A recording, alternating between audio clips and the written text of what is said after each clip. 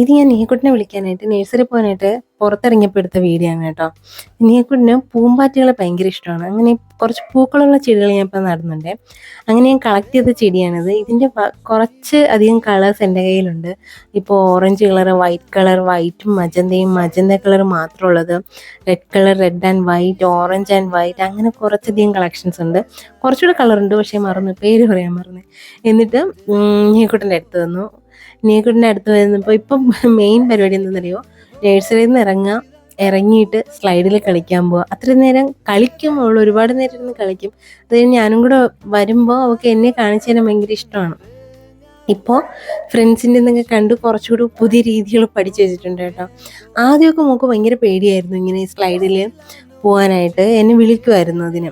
ഇപ്പം ടീച്ചറാണെങ്കിൽ ടീച്ചറും പറയും, വിളിക്കും, അവൾക്ക് ഇത്തിരി പേടിയുണ്ടെന്ന് ആദ്യമേ പറയുമായിരുന്നു. ഇപ്പം പേടിയില്ല എന്ന് മാത്രമല്ല, 1-2 കാര്യങ്ങൾ പഠിച്ചിട്ടുണ്ട്. നോക്കിക്കോണേ, കണ്ടോ, സ്ലൈഡിൽ തിരിഞ്ഞൊക്കെ തിരിഞ്ഞ് കയറിപ്പോയിട്ട് അവിടെ ഇരുന്ന് വീണ്ടും സ്ലൈഡ് ചെയ്ത് വരും. എന്നിട്ട് വീണ്ടും ഇത് തന്നെ തിരിഞ്ഞ് കയറിപ്പോവും. ഇത് മോളുടെ കുറച്ച് ഫ്രണ്ട്സ് ഉണ്ട്, അവളെപ്പോഴും പേര് പറയാറുണ്ട് കേട്ടോ. അവരിങ്ങനെ ചെയ്ത് കണ്ടുപിടിച്ചതാണ്. കുട്ടികളങ്ങനെയാണല്ലോ. പക്ഷേ നല്ല ഇമ്പ്രൂവ്മെൻ്റ് ഉണ്ട് കേട്ടോ. അപ്പം മോള് സംസാരിക്കുന്നത് വളരെ കുറവായിരുന്നു, ഇപ്പം അതിൽ നല്ല മാറ്റമുണ്ട്. പിന്നെ കുറച്ചുകൂടെ ആക്റ്റീവാണ്. അവിടെ സ്റ്റെപ്പുണ്ട്, നേഴ്സറിലെ സ്റ്റെപ്പുണ്ട്. ആദ്യമൊക്കെ ടീച്ചർ പിടിച്ചാൽ അല്ലെങ്കിൽ ഞാൻ കൈ പിടിച്ചാലൊക്കെയാണ് ഇറങ്ങി വരുന്നത്. ഇപ്പം സ്വന്തമായിട്ട് ഇറങ്ങി വരും, സ്ലൈഡിൽ കയറാനായിട്ട് ഓടി ഇറങ്ങി വരും. പിന്നെ മാക്സിമം ഇപ്പം മോളുടെ കാര്യത്തിൽ എനിക്ക് വന്നതെന്ന് വെച്ചാൽ, എനിക്ക് കുറേ കാര്യങ്ങൾ അറിയില്ലായിരുന്നു.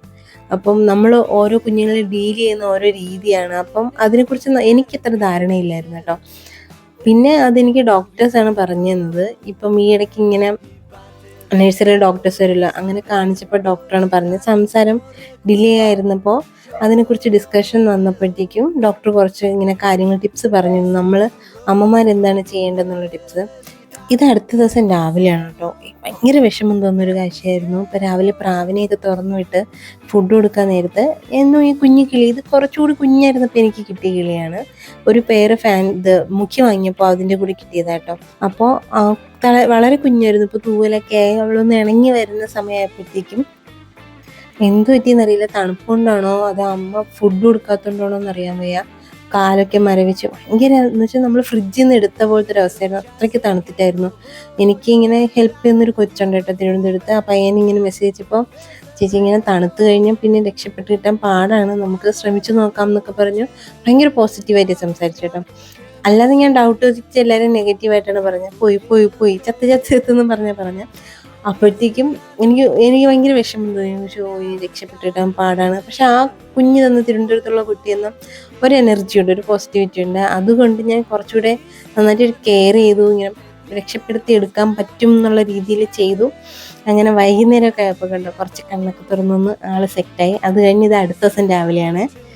അപ്പോഴത്തേക്കും ആർക്കാ പ്രശ്നം ഉണ്ടായിരുന്നു, എന്താ പ്രശ്നം എന്നുള്ള രീതിയിൽ ഇരിക്കുന്നതല്ല.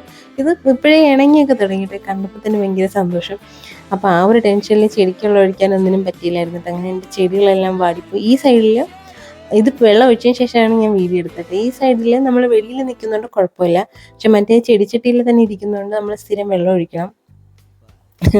എവിടെ പോയി ചെടിയൊക്കെ നശിപ്പിച്ചിട്ട് നിഷ്കളങ്കമായിട്ട് നോക്കുന്നതുണ്ടോ. അത് കഴിഞ്ഞ് വൈകുന്നേരം ആയപ്പോഴത്തേക്കും ഫാൻറ്റയിലും എല്ലാവരും കൂട്ടിലടയ്ക്കാറായി. അതിനു മുമ്പ് ഫുഡ് കൊടുക്കാൻ വന്നതാണ് കേട്ടോ. ഇത് നമ്മൾ പ്രാവല്ല, താറാവിന് മുകളിൽ കൂടിൽ ആ ഷെയ്ഡിന് വേണ്ടി അടിക്കാനിട്ടേക്കുന്ന തടിയാണ്, അതിനെടുത്ത് അടിക്കണം. അങ്ങനെ കുറച്ചധികം പരിപാടികളുണ്ട്, വീഡിയോയിൽ കാണിക്കാം കേട്ടോ. ഇത് നമ്മൾ പ്രാവിന് പാത്രം കൊടുക്കുന്ന പ്രാവിന് ഫുഡ് കൊടുക്കുന്ന പാത്രമാണ്. ഞാനതിൽ ചരളാണ് ഇട്ടേക്കുന്നത് കേട്ടോ, നമ്മൾ സാധാ മണ്ണില്ലേ അത്. കാരണം അല്ലെങ്കിൽ പ്ലെയിൻ പാത്രമാണെങ്കിൽ അവർ കയറി ഇരുന്ന് അത് തട്ടി വീണു പോകും. ഇപ്പം കുഞ്ഞ് കുറച്ച് ആക്റ്റീവാണ് കേട്ടോ, എണീറ്റൊക്കെ നിൽക്കും. അപ്പോൾ എനിക്ക് അന്നത്തെ ആ ഒരു അവസ്ഥയിൽ ഇതിനെ കാണുമ്പോൾ എനിക്ക് അന്നത്തെ ആ ഒരു അവസ്ഥയായിരുന്നു. എനിക്ക് കാലൊന്നും ചെയ്യാൻ പറ്റില്ലായിരുന്നു. ഒരു കാല് മരവിച്ച് ഇങ്ങനെ മുന്നോട്ട് തന്നെ ഇരിക്കുകയായിരുന്നു, ഒരു കാല് പുറകിലോട്ടും പോയി. ഇതിന് ഇരിക്കാനോ നിൽക്കാനോ ഉള്ള ബാലൻസ് ഇല്ല, എപ്പോഴും വീണുകൊണ്ടിരിക്കുകയായിരുന്നു.